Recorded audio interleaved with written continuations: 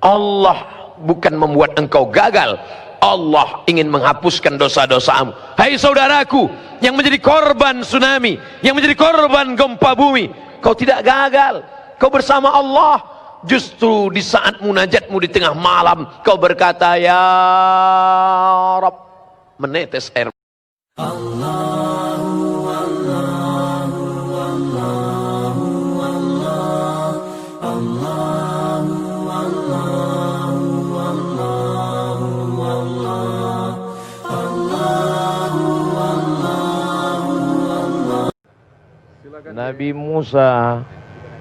Nabi Musa alaihi salam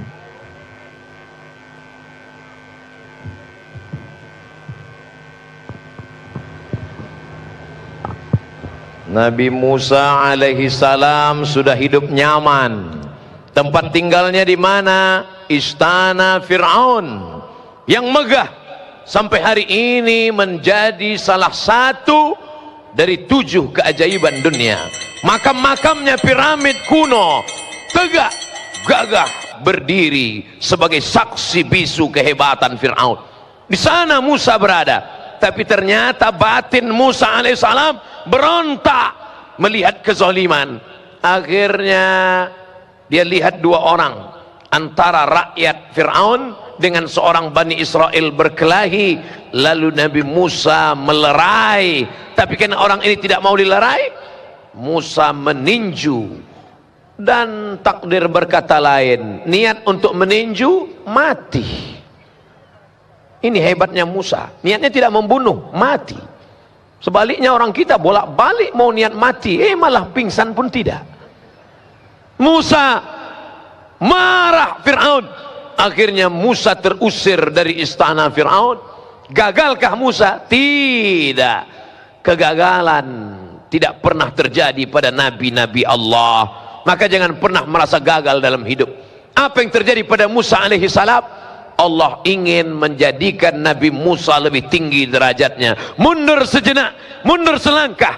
Hakikatnya Allah ingin mengangkat maju 3, 5, 7 langkah. Begitulah Allah mengangkat derajat orang beriman. Apa sebenarnya yang ingin diajarkan Allah kepada Nabi Musa alaihi salam? Bukan kalah, bukan gagal. Nabi Musa dididik oleh Allah Subhanahu wa taala. Lalu dia pergi berpetualang, berkenalan dengan Shu'aib. Thamani hijaj, menjadi pengembala kambing 8 musim, 8 tahun lamanya, berlatih kesabaran sampai akhirnya dia sudah layak menjadi pemimpin. Idhab ila Fir'aun, pergi engkau kepada Fir'aun.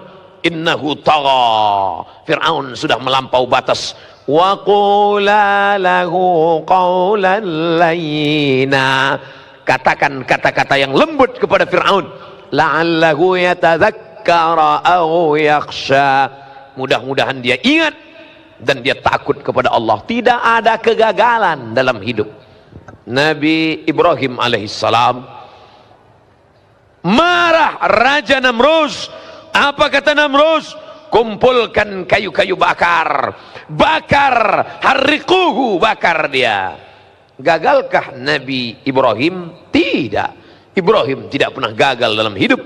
Sebenarnya Allah ingin mengajarkannya supaya berpegang kepada tali Allah. Di sanalah tawakalnya putus. Tak ada satupun tempat bergantung.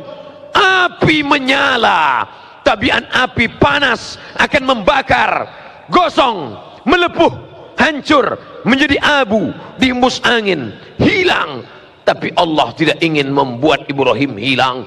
Justru tabiat api berubah menjadi dingin. Ya nar, hai api, kuni bardan, jadilah engkau sejuk, dingin. Andai Allah hanya berkata sejuk, mungkin Nabi Ibrahim akan mati kedinginan, membeku. Tapi Allah tutup ayat itu. Ya narukuni bardan wasalaman,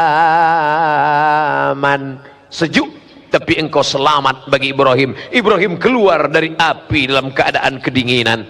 Dia tidak gagal, terikat dalam api, tidak gagal selama bersama dengan Allah. Tertelan ikan dalam perut, dalam ikan yang besar, di dalam lautan yang malam, kelam, gelap, di tengah laut. kaki tidak menginjak tanah, tepian tidak tampak, itu bukan kegagalan. Selama engkau bersama dengan Allah, meninggal anakmu, kau tidak gagal.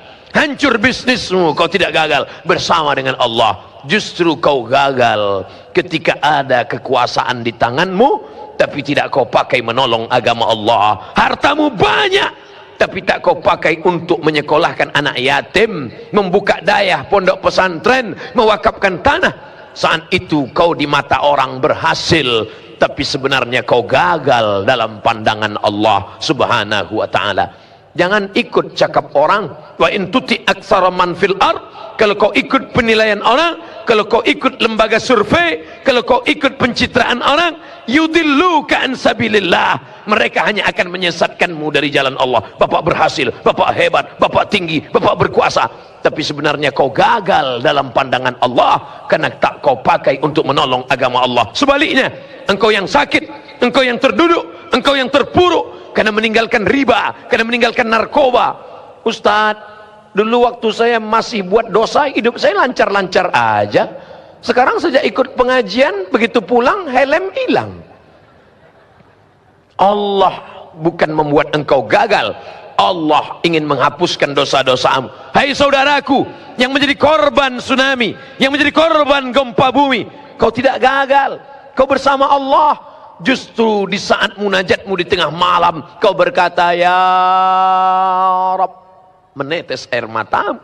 Ya Allah, aku sudah berkeluh kesah kepada makhluk, tak satu pun dapat menolong. Ilaika asku dha'fa quwwati, kepada engkau aku mengadukan kelemahanku. Wa qillata hilati, ketidakberdayaanku. Wa hawani bainan nas, aku disepelekan orang, aku dianggap hanya lalat-lalat saja yang tak bermakna. Anta rabbul mustad'afin, engkaulah Rabb Allah, tempat mengadunya orang-orang yang lemah. Saat itu kau bukan gagal, saat itu engkau sedang berada dalam puncak keimanan. Merenung sejenak, itu yang dipesankan oleh Sayyidina Abu Darda radhiyallahu an. At-tafakkur sa'ah, berpikir sejenak, merenung sejenak, khairum min qiyami lailah, lebih baik daripada engkau bertahajud sepanjang malam. Maka saudaraku yang sedang terpukul, yang sedang tertimpa musibah, yang sedang gagal, orang berkata kau gagal, tapi sebenarnya tidak. Mindset, main otak, settingan otakmu mesti kau ikutkan pada petunjuk Allah, petunjuk Rasulullah SAW. Ada orang yang kau sangka sedang mendapatkan nikmat, tapi sebenarnya dia sedang mendapatkan nikmat berbaju laknat. Saya tidak pernah sholat, saya tidak pernah puasa, saya tidak pernah bersedekah, rezeki saya lancar, anak saya sehat, keluarga saya aman, adem, ayam, tentram. Sebenarnya kau sedang dipermainkan dengan istidraj.